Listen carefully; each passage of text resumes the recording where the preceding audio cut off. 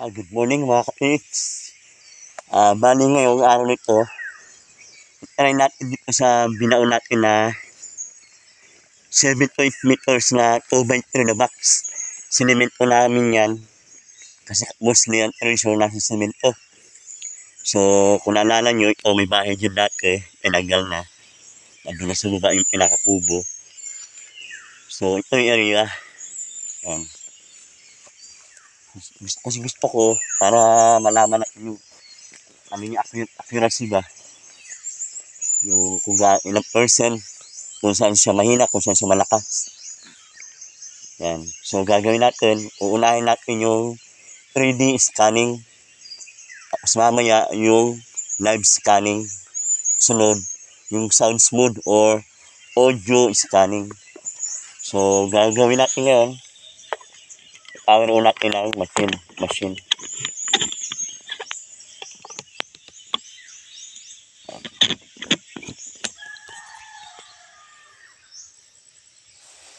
So, power on na natin na tapos susunod mo, yung antena, ilalagay mo antena. So, yung antena niya. So, antena. Yan. Huwag niyo kakalimutan yung antena kasi hindi nga magkukunik mag-ano. Sisignal itong sensor mo.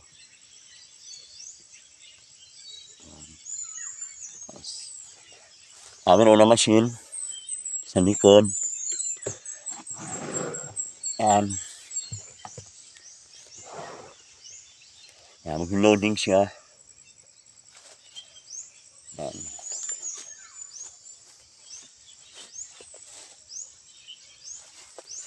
Yan.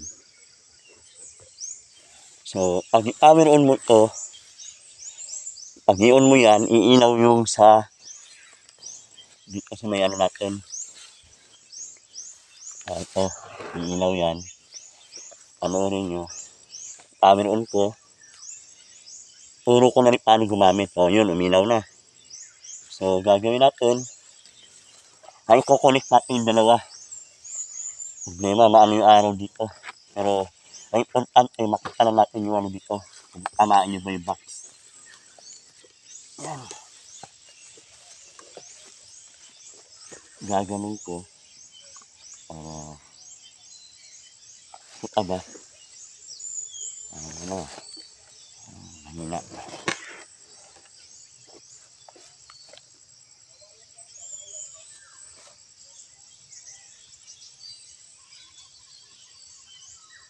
Tataas natin yung iniwanag mo. Yun, iniwanagan natin. Yan, sagad natin. So, naklaro naman. Gagawin natin na konti. Yan. Yan. So, ngayon, i-connect na natin. Una mo gagawin, punta ka dun sa software ng visualizer. Yes. Yan.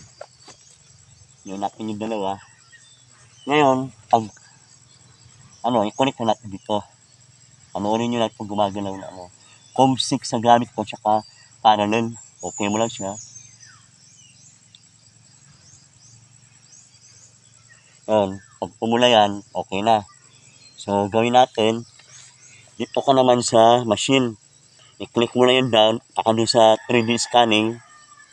Click mo yan down. Yan, nandun na sa 3D scanner. So, gagawin natin, i-okay mo lang siya. So, i-click mo lang itong 3D scanning sa gitna. Okay. Wait lang. So, yan. Pwede mo na i-click yung, yung sa baston mo. Ito. Yan, ito. Pwede mo na i-click yan. Yan, ito. Push button. Anak na lumabas.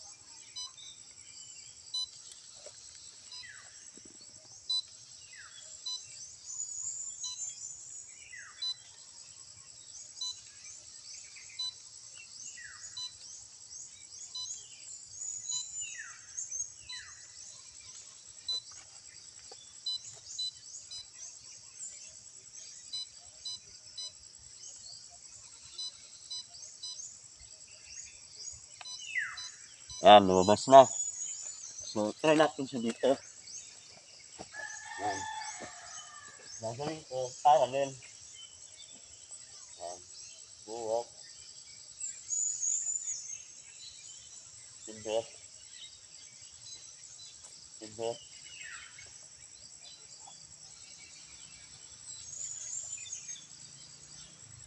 So, ilan na yung ano natin. Kaya nakikita mo yan eh. Wala lang cameraman. Kaya. So, napuno na. So, isa pa ulit. Yan.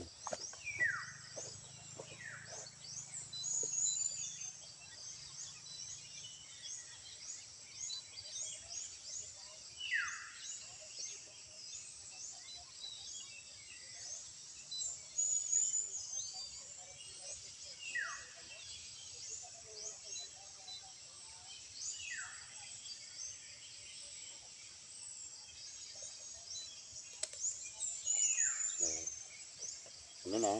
Tingnan natin. Wala okay. Tingnan natin. So, isa pa. Tingnan pa na isa.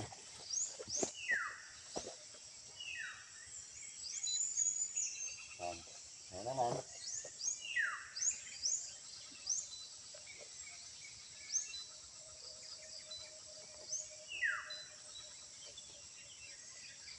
Yan. Sakto na natin sa gitna.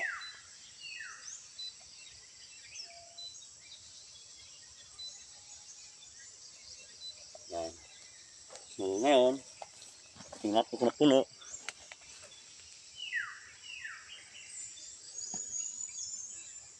Yan. Yun. Ito.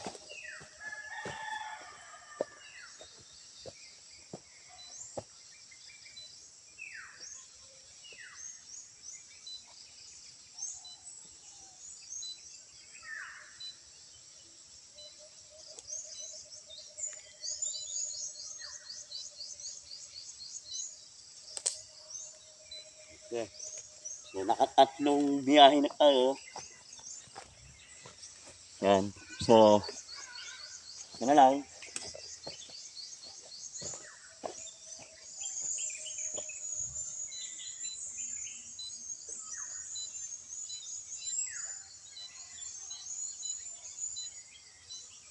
Okay.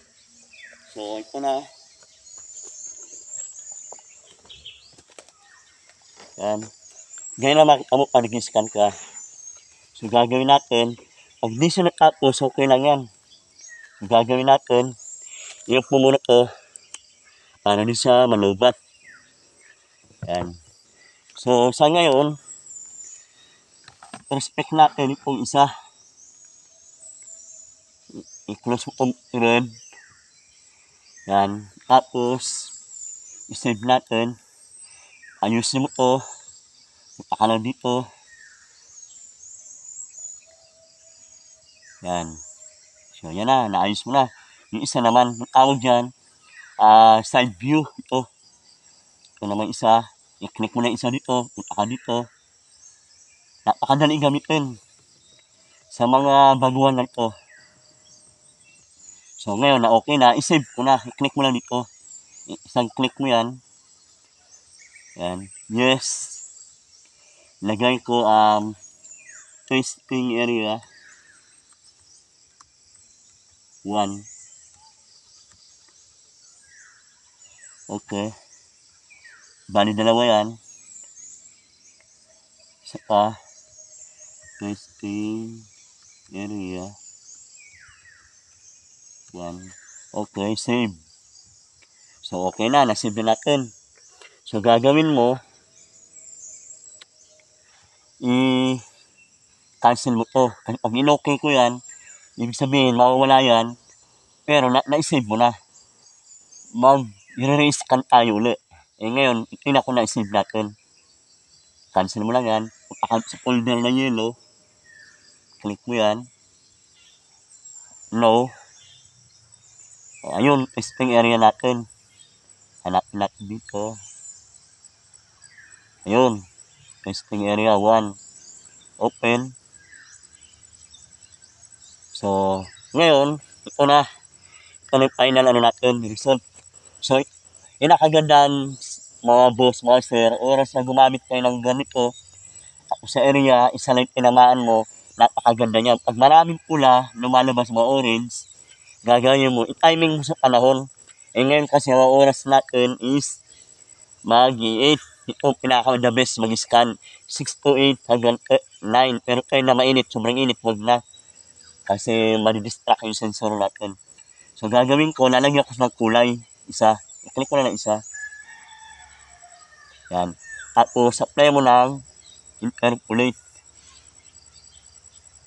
Okay.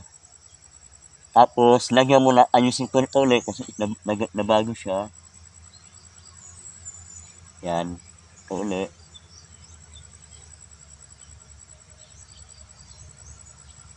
Yan. So, ngayon, tingnan natin yung tinamaan natin. Yun. Yun yung kwadrado. Ito. Ito nag-iisa.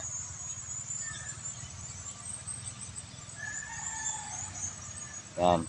Yan yung prospect natin. Ito. Ano naman yung orange? Yung orange, pwedeng sabihin natin yan yung semento. Kasi semento kasi yan. Ang semento, pwede siya mag-create na parang bakal, pero di mo kaya kunin ng buong ano niya. Wala siyang shape na maganda. Ito, tinamaan natin yung box. Itong ano na ba yan?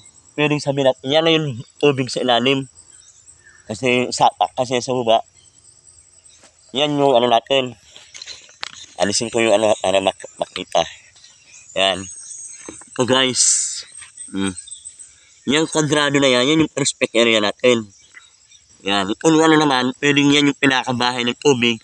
Ang pagkakaiba dito sa proton, di siya gano'ng humihiwalay. Humihiwalay man, pero malit na adjustment, ito masyado mahaba. Pero para sa akin, kung ano lang naman, dito ka na sa Maria or itong radar. Kasi radar o Maria, isa lang gumawa niyan. Kaya legit na siya, kumbaga. Parang mga sasakyan ba, kung bibili ka naman ng mga ano, yung branded na. Chevrolet, Made in America, Ford, mga ganun ba. Toyota, Made in Japan, mga legit na maker, kumbaga. Yan, ito. Tayo naman, yung engineer natin na gumawa, legit na hitter na itong mga gamit niya. Based na lang sa mga kliyente ko rin. Meron din hindi rin nakakuha. Para din sa mga di pa nakakuha, pinakadabes nyo natin yung magandang site. May malaking puno, kawayan na naka-triangle, or creek na may pools. Yan. Ngayon, mostly, iba malalalim, yung iba, nasitsaban, mababaw. So, malalaman mo rin sa lalim. Ngayon, kukuha natin depth dito kung gaano siya kalalim. Pag kukuha ka ng lalim, punta ka lang dito, tawag dito, top view. Ito mo na gagamitin mo pag dito ka magkukuha ng lalim. I-click mo lang yan, may lalabas dyan na line, white. Yun, lumabas na. Tapos isa. Yan. Yan yung kuha niya. So, may adjustment na konti. Pero pag iakyat mo yan, ito yung lalim niya, oh. Yan. 24, mga ganun. So, i-click mo naman to. Kung taas. Yan. So, ngayon, final natin, mga 24 feet. Ang, ano niya, naman yung pinakaibabaw. Yan. Ang reading naman niya, almost 700. At tawag kasi dyan, ang aura niya, di pa gaanong solid. Pero para sa akin, almost 700 na rin to. Yan. So, yan po ang result na natin. Ngayon, gagawin natin, kasi dalawang pagkuha ng depth niyan, isa rin dito. I-double click mo lang to. Sa mga baguhan lang ha, sa mga magagaling, hindi na pwede pa sa kanila kasi nga, baka mas magaling pa sila sa akin. Baka natin sila, ma-open. Baka sabihin hindi ka marunong. Sa akin lang, sa manonood lang, yun lang po. Kung di nyo gusto, pwede naman nyo, accept nyo na lang. So, gano'n lang po. Ngayon, kukunin ko yung lalim nito. Dito ako na magkukuha niyan. Yan. Ito para po sa lahat. Kahit sabihin natin, hindi ka sa akin nakabili, okay lang. At least nakatulong ako, no? Sa simple, kahit ito, malayo po sa area ko. Dati peaceful dito. Ngayon, wala na sa digo. Medyo kalmado tayo dito. Medyo, alanganin. So, gagawin natin, i-click mo lang itong, ito, isa. O, sunod-sunod. One, may guhit na bumababa. Yan. Tapos yung lalim niya nababago. Oh, ayan, oh. Oh. So, 23 4 din ang kinalabasan. Ayan. Yung pinaka-ano niya, sagad. Pero kung sasagarin natin yung pula, panoorin mo. Yan, 28 lumabas. Kaya ganun siya. May adjustment na kumbaga, experience ko, wala naman mga 100% na scanner. Mostly naglalaro yung iba, 70 to 80 to 90, hanggang doon na para sa akin. Ang LiDAR kasi kagandaan ng putol.